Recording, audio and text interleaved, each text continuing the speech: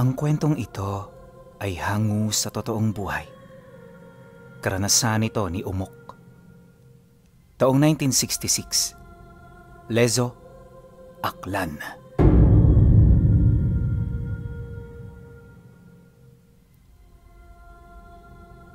Noong mga panahong ito, kasalukuyang nakatira si Umok sa bahay ng tiyuhi niya. Sa lugar na yon, wala siyang ibang pinagkakaabalahan maliban sa pag-uuling ng mga kahoy. Maglilimang taon na rin siyang nasa ganoong trabaho, kaya hindi niya maipagkakaila na nasanay na siya kahit papaano. Madali lang ang proseso ng kanilang pag-uuling pinuno. Gawa ng sa likod ng bahay nila, napakaraming mga kahoy na pwedeng sunugin. Dito lang din nila itinayo ang kanilang ulingan para madali silang makapagpahinga kung ito ay kailangan. Kakarampot man ang kinikita sa ganoong serbisyo, hindi yun mahalaga dahil ang nais lang niya makatulong sa mga taong tinuturing na niyang pamilya. Alam niyo kasi, hindi naging maganda ang buhay ni Umok. Sa edad niyang 2 anyos, pinatay ng kanyang ama ang kanyang ina. Ang dahilan nito, simpleng pagtatalo. Lasing na lasing ang tatay niya nang maganap ang trahedya, kaya maging ito man, aminadong hindi sinasadya na mapatay ang nanay niya. Nung makulong na ito, kahit mahirap ang tiyuhin niya, ito na ang nag-alaga sa kanya. At sa paglipas ng taon, nabalitaan na lang din niyang pumanaw na rin sa loob ng bilangguan ang kanyang ama. Ayon sa mga kasamahan nito sa loob, nagbigti ito habang sila'y natutulog. Marahil hindi na nito kinaya ang konsensya na buhat sa mga kasalanan nitong nagawa. Nang malaman naman niya ang tungkol dito, nalagay na rin siya sa tahimik. Alam ni Umok na masaya ang nanay niya sa nangyari, kaya magmula noon, unti-unti na rin niya itong kinalimutan. At sa pagsapit ng taong ito, nasa edad 19 anyos na siya. Binata na kung maituturing, pero nanatiling wala sa isip niya ang pag-aasawa. Para sa kanya, mas mainam na mamuhay ng mag-isa dahil na rin sa hirap ng buhay. Araw-araw wala silang ibang inaatupag noon, kundi ang trabahong nakasanayan na nilang gawin. Nga pala pinuno, hindi lang sila ng tiyuhin niya ang nag-uuling. Kasama nila rito ang kaibigan niya, na anak din ng kapatid nito. Arlo ang pangalan nito. Anak nila si Celestino at Guencia. Kaedad lang niya si Arlo, kaya halos sa lahat ng bagay nagkakasundo silang dalawa. At parang magkapatid na rin ang turingan nila, kaya sa araw-araw sila palagi ang magkasama.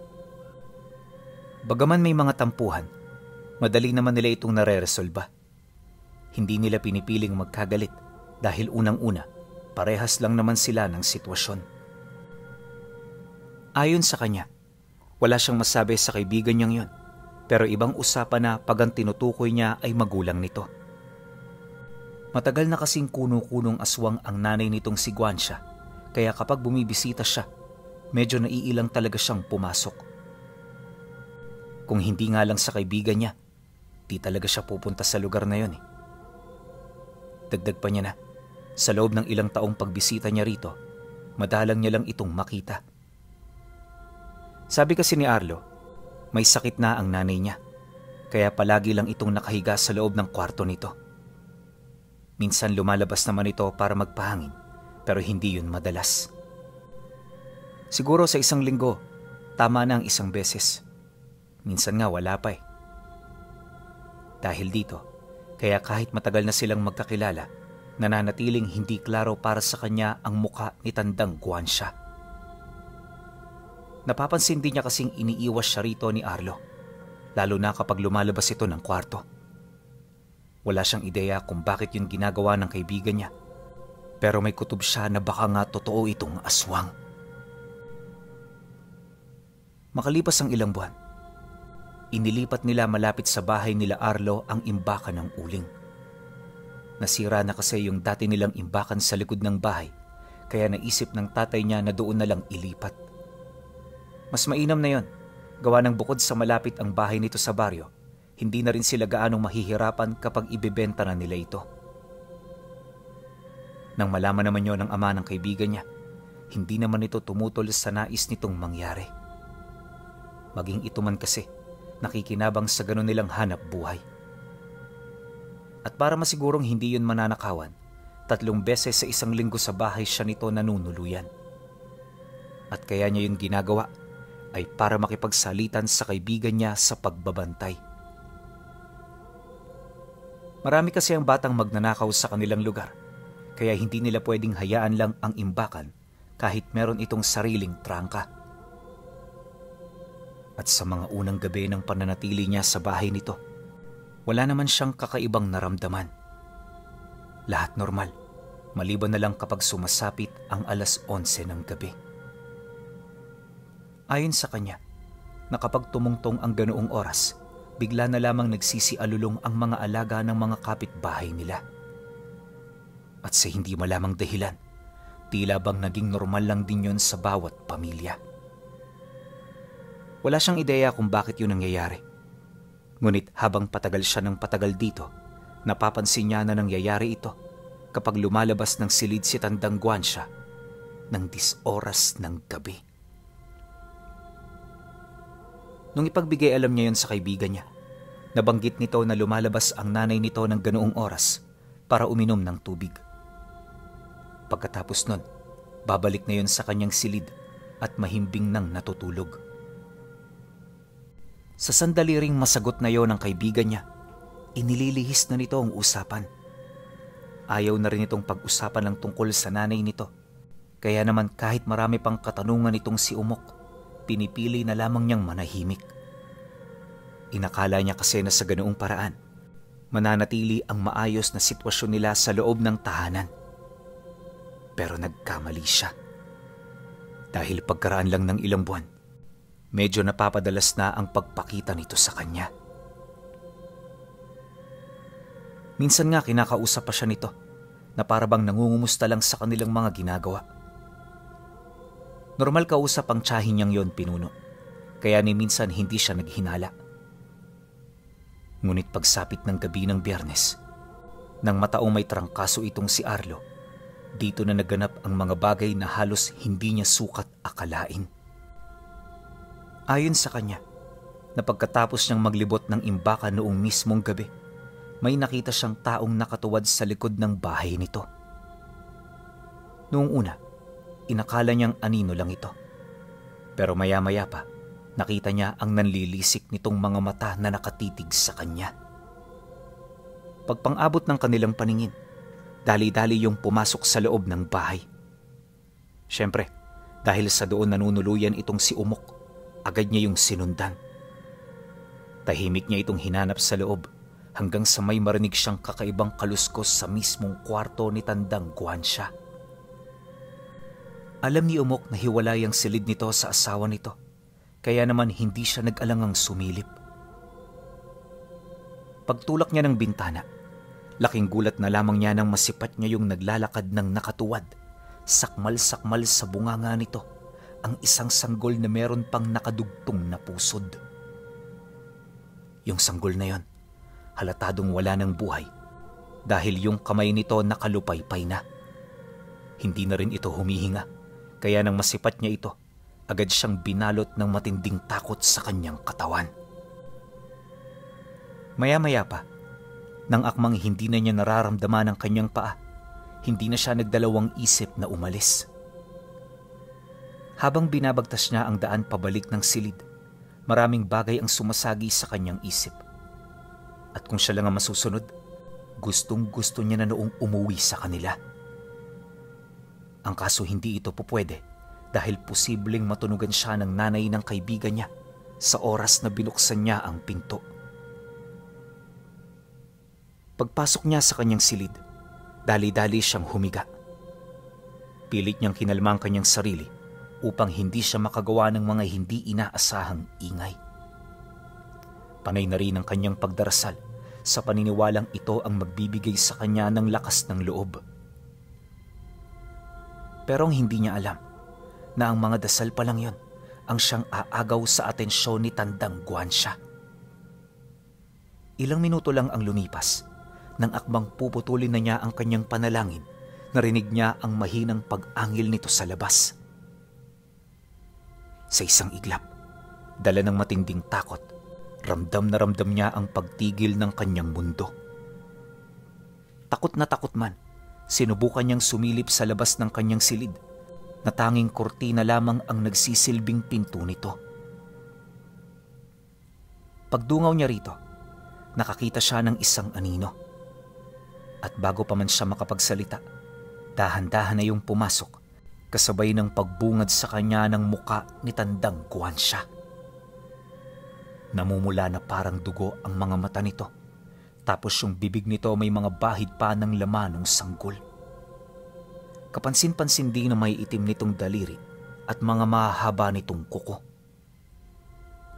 Pagpang-abot ng kanilang paningin, ngumisilang naman ito sa kanya, kasabay ng pagwika nito ng,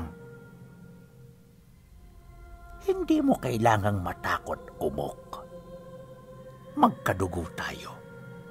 At ang magkadugo nagtutulungan. Alam kong nabigla ka lang, kaya maghunos dili ka. Bukas, bago tumilaok ang manok, kakausapin ka namin ng aking asawa. Sige na, matulog ka na."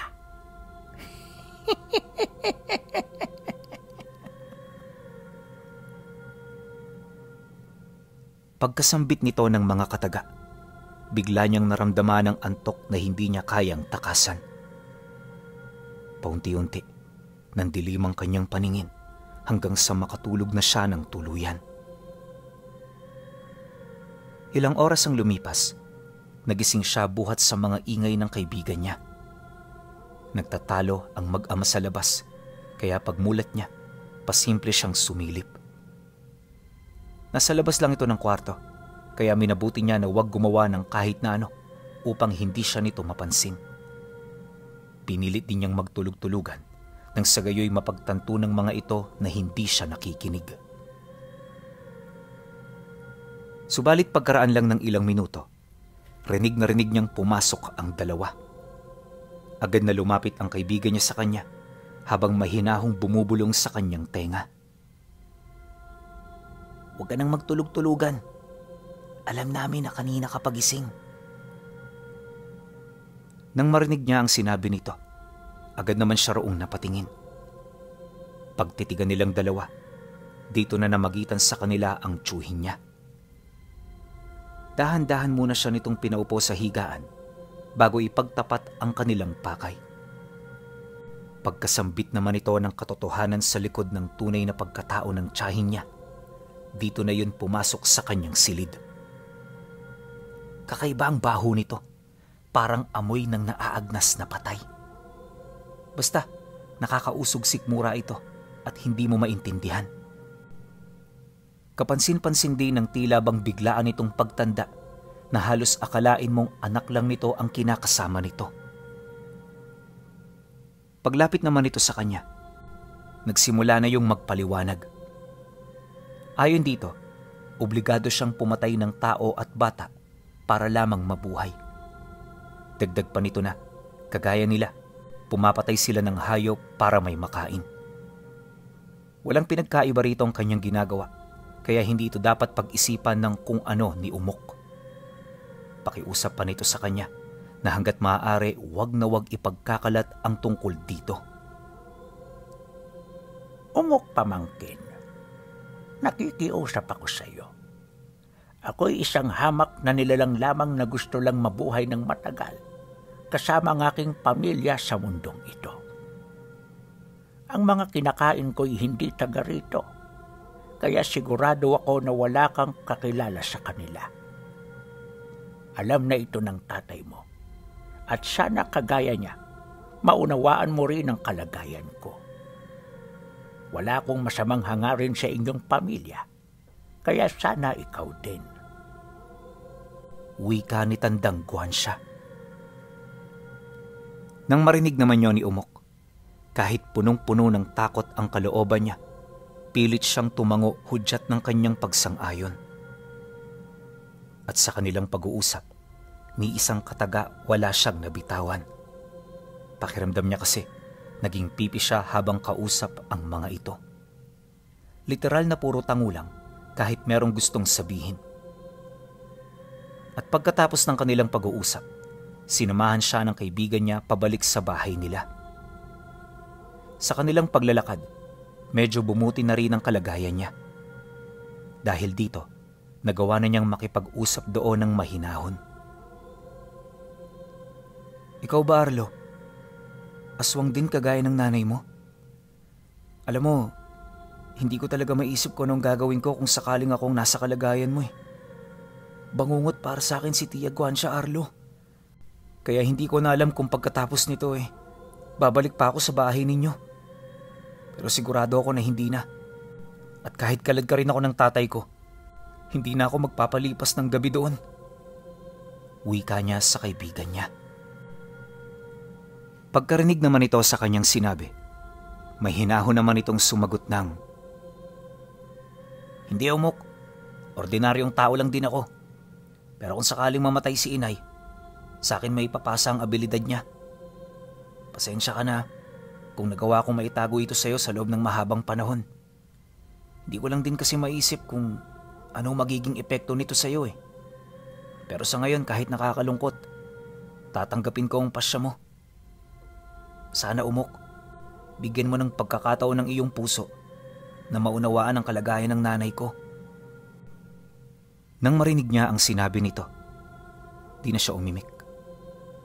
Para kay Umok kasi, walang tsansa na matatanggap niya ang tunay na pagkatao ng tiyahin niya.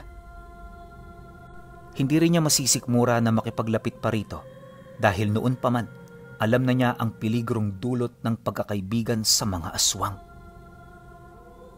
Nang makabalik na sila ng bahay, nagmamadali siyang pumasok. At kahit meron pa silang pinag-uusapan, di niya ito inintindi. Bastos na kung bastos, ang importante mahanap niya ang kanyang mga magulang para makausap ito. Kinagabihan noong mismong araw, dito'y pinagtapat ng kanyang ama ang lahat ng nalalaman nito. Inamin din ito sa kanya na peke ang pakikitungo nito sa pamilya nila Arlo at ginagawa lang niya ang pakikipagkaibigan sa mga ito para hindi sila mapag-initan. Nalaman din niya na walang sinasanto ang tiyahin niya, gawa ng minsan na rin yung pumatay ng mga taong kakilala nila. At kaya niya yun ginagawa para sila'y katakutan at respetuhin. Suga pa rin sa karne ang tiyahin niya at kapag nagugutom ito, wala itong sinasanto. Yun nga lang sa paglipas ng panahon, muli itong nagawang pagkatiwalaan ng tatay niya. Nalaman kasi nitong nanghihina na si Guancia, kaya inakala nito na malapit na itong mamatay. Kumpiyansa rin yung iwan siya sa bahay ng kaibigan niya dahil ang akala nito wala na yung kapasidad na magpalit ng anyo. Nang marinig naman ni Umok ang sinabi ng tatay niya, dito niya na naunawaan ang lahat. Bago rin magtapos ang kanilang pag-uusap, inabisuhan siya nito na wag nang habulin ang mga uling na nakatambak doon. Gagawa na lang sila ulit ng panibago para naman hindi na mag-isip ng kung ano ang pamilya nito. Sa loob ng ilang araw, wala siyang paramdam kay Arlo. Di man makausad dahil sa mga nangyari, sinikap niyang kalimutan ito sa pamamagitan ng pagiging abala sa trabaho. Ilang araw din silang nagtayo ng imbaka noon bago sila muling makapag-uling. Ang kaso lang, habang abala sila sa kanilang trabaho, bigla na lamang dumating si Arlo pagkaraan ng ilang linggong hindi nila pagkikita. Nahihiya yung tumuloy sa bahay nila, pero nang masipat ito ng kinakasama ng tiyuhin niya, nagkaroon ito ng lakas ng loob para magpakita sa kanya. Pagpang-abot ng kanilang paningin, napayuko lang naman siya habang muling inaalala ang mga nangyari. Mahirap man para sa kanya na malagay sa ganoong sitwasyon, pinipilit niyang maging matatag alang-alang sa kanyang katahimikan. Ilang minuto pa ang lumipas, kaswal naman siya nitong pinansin.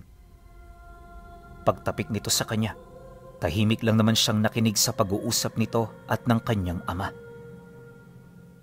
Ilang beses din siyang tinanong noon ni Arlo, pero wala siyang gana na sumagot. Para siya noong naging pipi at bingi, kaya sa katagalan, nagdesisyon na rin yung umalis.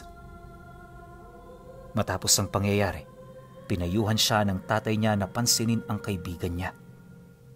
Dagdag pa nito na, kagaya niya, isa lang din itong biktima, kaya hindi niya ito dapat na pangilagan. Nang marinig naman niya ang sinabi nito, matapang lang naman siyang sumagot dito ng, "Pare-parehas lang naman ang pamilyang yun, tay. Kaya wala nang rason pa para manatili ang ugnayan ko sa kanila. Mas magandang limutin sila na mas maaga para makaiwas sa mga pangyayaring hindi natin inaasahan." Pagkasalita niya ng mga bagay na yon, wala siyang ideya na nakikinig din pala ang nanay ni Arlo. At ang mga salitang binitawan niya ang naging pundasyon nito para kagalitan ang pamilyang kinikilala niya.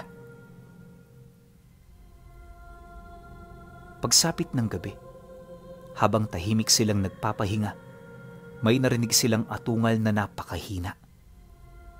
Parang bulong lang ito kung pakikinggan, pero paulit-ulit nila itong naririnig. Kaya nang maagaw nito ang kanilang atensyon, agad silang naalarma. Di pa man siya nakakabangon, biglang pumasok sa loob ng kwarto niya ang tiyahin niya. Bit-bit ang mahabang talibong. "Tumayo ka dyan! Bilisan mo!" Nang marinig niya ang sinabi nito, dali-dali siyang sumunod hanggang sa narating na nila ang silid nito kung saan naroon ang mga pinsan niya. Yung tiyahin niya, maiging nakikiramdam sa paligid habang bakas sa muka ang matinding pagkabahala. Ilang minuto pa ang lumipas, hindi lang bulong ang kanilang narinig. May napansin na rin silang umaangil, tapos tumatakbo papalibot ng bahay nila. Maya't maya ang ginagawa nitong pagkatok na parabang nakikipagbiruan. Tumatawa rin ang nilalang na yon, tsaka mag-aangil. Maya-maya pa, bigla namang nawala ang ganoong ingay. Literal na binalot sila ng katahimikan, kaya inakala niya noon na umalis na ito. Ngunit di pa man sila nakakakilos sa kanilang kinaroroonan, biglang kumalampag ang mga bintana at pinto. Rinig na rinig nila ang pagkasira ng trangka, kaya naman wala nang pagpipilian ang tiyuhin niya, kundi lumabas at kaharapin ng mga ito. Paghugot nito ng talibong, dali-dali yung tumakbo papalabas. Si Umok naman noon, naiwan sa loob ng silid, pilit pinakikiramdaman ng mga nangyayari. Maya-maya pa, sumiklab ang gulo sa pagitan ng tiyuhin niya at ng mga nilalang. Rinig na rinig niya ang sigaw nito, kasabay ng mga pagkumpas ng pakpak at atungal ng mga nilalang. Nagtagal ng halos ilang minuto ang pakikipagbuno rito ng tiyuhin niya, hanggang sa narinig na nila ang pagsipulasan papalayo ng mga nilalang. Akala ni Umok na talo yun ang tiyuhin niya, kaya naman dali-dali siyang lumabas para matingnan ang sitwasyon. Ngunit paglabas niya ng bahay, bumungad ang tiyuhin niyang nakaluhod habang naliligo sa sarili nitong dugo. Nakatingala na rin yun sa langit, na parabang wala na itong lakas para man lang kumilos. Napansin din niyang balina ang dalawang braso nito, tapos may malalim itong sugat sa kaliwang binti. Meron din itong mga kalmot sa likod at mga pasang halos dumurog na sa buto nito. Paglapit naman niya rito, hindi niya maisip kung ano ang kanyang gagawin para makatulong. Natatakot din kasi siyang hawakan ito dahil baka mamatay yon kapag ginalaw niya. Mabuti na lang, may nakarinig sa paghingi ng tulong ng kinakasama ng tiyuhin niya, kaya may mga nakatulong sa kanila. Ang mga ito nagdala nito sa manggagamot nang sa gayoy malunasan ang mga sugat nito. Pagdating naman nila sa bahay ng matandang albularyo, nakita niya ang tiyuhin niya na pinupunasan ng mga sariwang dahon. May mga kandila na ring nakapalibot sa higaan nito, tapos binalot ng kumot ang buo nitong katawan. Ayon sa kanya, na sa loob ng ilang minutong pagmamasid, Kitang-kita niya ang pagtagaktak ng pawis ng tsuhin niya. Maya't maya rin ang pagkilos nito dahil hindi yon komportable sa kasalukuyan nitong kalagayan. Dagdag pa niya na buong magdamag itong nanatili sa ganoong sitwasyon at inalis lamang yon ng matanda nung naubos na ang pinapausukan nitong dahon. Pag-alis naman ito ng kumot, kitang-kita nila ang paghilom ng bahagya ng mga sugat nito. Wala rin sila roong nakitang nana o kahit na anong uri ng impeksyon. Matapos naman yung malapatan ng langis ng matanda, inabisuhan sila nito na wag na munang umalis sa bahay nito. Ang gumagambala kasi sa kanilang mga aswang, naramdaman nitong nakapagpasya ng ubusin sila.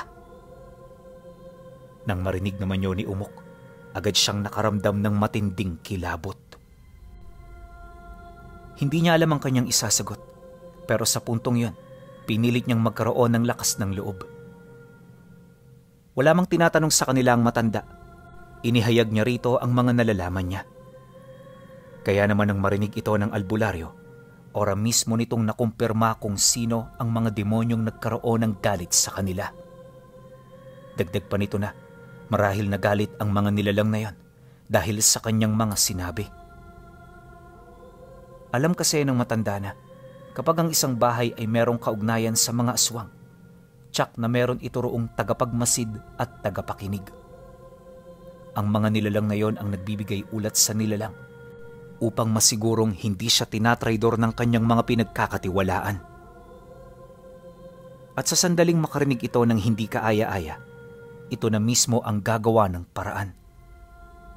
Sa estado nila Umok, itinuring sila nitong tunay na kapamilya kaya hindi nito matanggap-tanggap ang mga masasama niyang sinabi. Dagdag pa nito na dahil dito huwag siyang umasa na basta-bastang matatapos ang gulong sinimulan nila. Nang marinig naman niyo ni Umok, di na siya nagdalawang isip na humingi rito ng tulong. Pagkarinig naman ng albularyo sa sinabi nito, agad naman yung sumagot doon ng, "Kung ako lang hinding-hindi ko kayo matutulungan.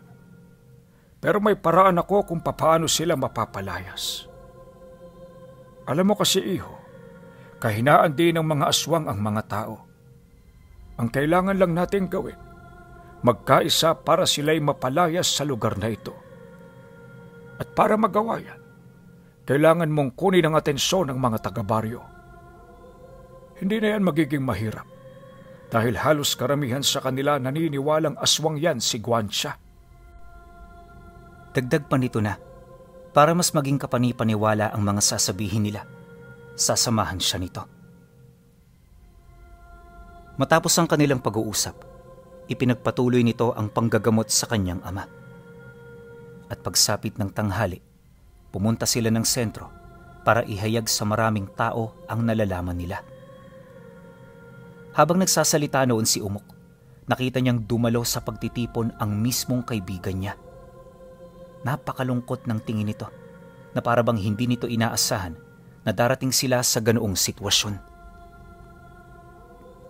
Ilang minuto pa ang lumipas, lahat ng nakarinig sa kanyang sinabi ay nangakong sasama sa kanila.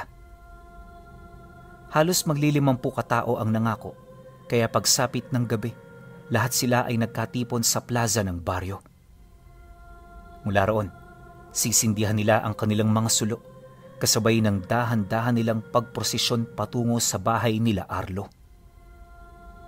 At nang marating na nila ito, bumungad sa kanila ang napakadilim nitong tahanan.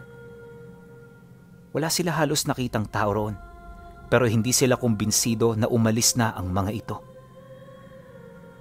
Maya-maya pa, dala ng galit ng mga taga-baryo, walang patid nilang pinagsisigawan ang pamilya. Sinira din nila ang lahat ng gamit nito sa labas ng bahay hanggang sa napilitan ng magpakita ang asawa nitong si Celestino. Pilit sila nito noong pinapakalma pero wala nang nakikinig sa mga sinasabi nito. Basta ang nais noon ng mga tao, lumayas na sila sa lugar na yon at huwag nang babalik. Nang marinig naman ni Celestino ang sinabi nito, tila bang nagalit na rin ito. May mga pagkakataon na rin kasing nagmumura ito, dala ng pagtutol nito na lumaya sila sa lugar na yon. Ngunit pagkarinig ng mga tao sa naging sagot nito, dito na nagsalita ang lalaking maimpluwensya sa kanilang lugar.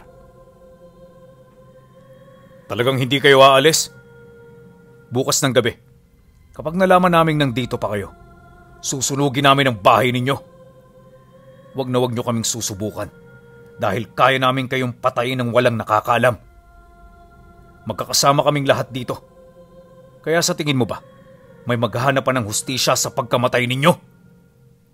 Bagay lang yan sa inyo dahil mga demonyo kayo. Mga demonyo! Pagkasambit nito ng mga kataga, tinapon nito ang hawak nitong sulo sa bubong ng bahay na gawa sa pawid. Mabuti na lang mamasa-masa ito dahil sa hamog. Nang mamatay ang sulo, unti-unti silang natahimik nang masipat nila ang kinakasama ng tiyuhin niya. Nakatitig lang yun sa likuran nito habang walang imik na pinagmamasdan sila isa-isa. Pagkaraan pa ng kalahating oras na kaguluhan, napilitan na itong isarado ang pinto.